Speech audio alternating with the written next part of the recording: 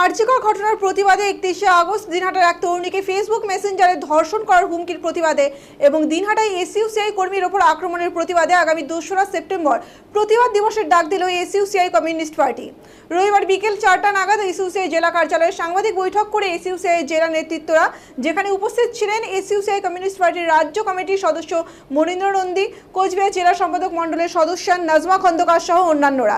এই বিষয়ে এদিন এখানে কোচবিহার জেলা সম্পাদক মণ্ডলের সদস্য নাজমা খন্দকার জানান, দিনহাটা গত 14ই আগস্ট মেয়েদের রাত দখলের কর্মসূচি ও 19শে আগস্ট প্রতিবাদ মিছিলে অংশগ্রহণকারী এক তরুণীকে 31শে আগস্ট ফেসবুক মেসেঞ্জারে দিনহাটার সঞ্জয় দাস নামের একটি আইডি থেকে ধর্ষণ করার হুমকি দেওয়া হয়।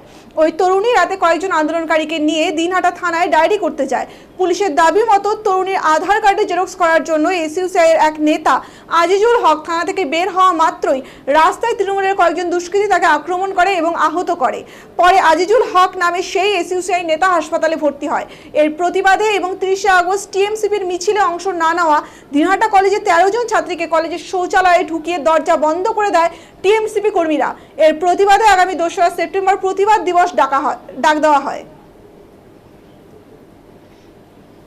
জানেন যে আরজিকর মেডিকেলের যে পাশবিক হত্যাকাণ্ড ঘটে, সে খুন এবং ধর্ষণের ঘটনায় গোটা রাজ্য যেমন উত্তাল হয়, আমাদের এই জেলাও এই ঘটনায় প্রতিবাদে সামিল হয় এবং সেই সঙ্গে দিনহাটা মহকুমারের নাগরিকরা, মহিলারা, তারা ওই হত্যাকাণ্ডের সঙ্গে যুক্ত সমস্ত অপরাধীদের গ্রেপ্তার এবং শাস্তির দাবিতে বারবার রাস্তায় এসে নামে। কিন্তু আমরা লক্ষ্য করি যে দিনহাটাতে বিশেষ করে নাগরিক সমাজের এই প্রতিবাদ, মহিলাদের এই প্রতিবাদকে বিপদগামী করতে, স্তিমিত করতে সেখানে তৃণমূল ছাত্র পরিষদের পক্ষ থেকে বারবার করে নানা পথ তারা নেয়।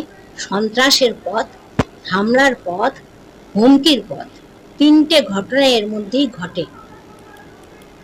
গত 30 তারিখে তৃণমূলের একটি মিছিলকে কেন্দ্র করে, সেই মিছিলে অংশ না নেওয়ার জন্য দিনহাটা কলেজের ভেতরে ছাত্রীদেরকে, যারা মিছিলে অংশ নিতে চায়নি, তাদেরকে শৌচাগারে আটকে রেখে দেয় এবং সেখানে অসুস্থ হয়ে যায় এক ছাত্রী এবং তাকে গুরুতর অসুস্থ অবস্থায় হসপিটালে ভর্তি করতে হয়।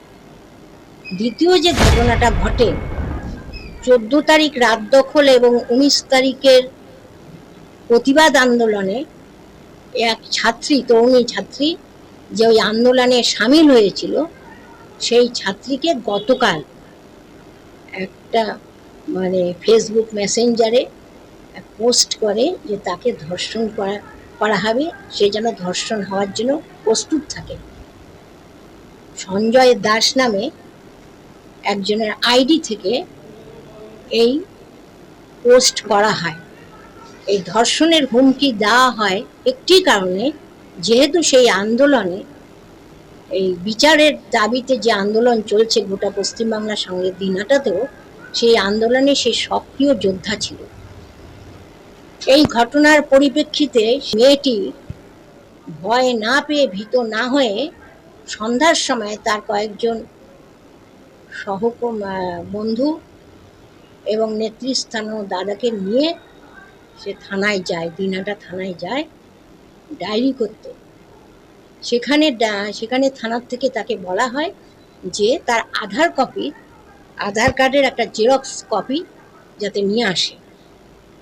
আধার কার্ডের জেরক্স করার জন্য ওখানে এসইউসিআই নেতা আজিজুল হক যখন সে বাইরে আসে, থানার বাইরে আসা মাত্র থানা চত্বরের মধ্যেই তাকে টিএমসির কিছু গুন্ডা তারা তার উপর আক্রমণ করে, তার মাথায়, বুকে, নাকে, মুখে তাকে ক্রমাগত মারতে থাকে এবং তাকে রক্তাক্ত অবস্থায় সেখানে ফেলে দিয়ে চম্পট দেয় এবং শেষ পর্যন্ত আজিজুলকে নিয়ে হাসপাতালে ডাক্তাররা দেখে এবং তাকে ভর্তি করার জন্য তারা পরামর্শ দেয়।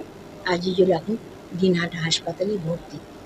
এই যে তিনটে ঘটনা, এই তিনটে ঘটনাই হলো এ রাজ্যে সাধারণ মানুষ যেভাবে আন্দোলনে নেমেছে, আরজিকরের নারকীয় ধর্ষণ এবং হত্যাকাণ্ডের বিরুদ্ধে মানুষ যেভাবে স্বতঃস্ফূর্ত প্রতিবাদে নেমেছে এবং এত দিন ধরে সেই প্রতিবাদকে স্তিমিত করতে, সেই উত্তাল আন্দোলনকে ঠান্ডা করতে দিনহাটার সেখানে শাসক দলের নেতৃবৃন্দ তারা সন্ত্রাসের পথ, হুমকির পথ নেমেছে।